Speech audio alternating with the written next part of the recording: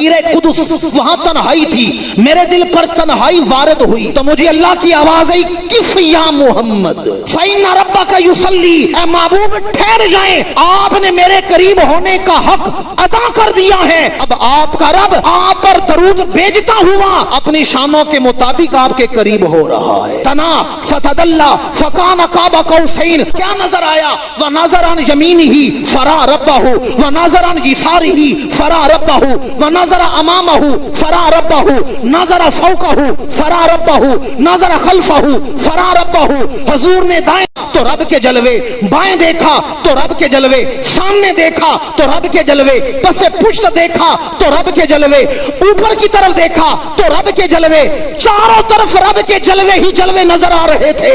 اللہ فرماتے فکان قاب قوسین او ادنا، اتنا قرب ہوا ہے جیسے دو کمانیں مل جاتی ہیں، او ادنا اس سے بھی بڑھ کے قرب ہوا ہے۔ وہ قرب کیسا ہے؟ بریلی کے تاجدار فرماتے ہیں بندہ ملنے کو قریب حضرت قادر گیا، لمحہ باطن میں گمنے جلوائے ظاہر گیا۔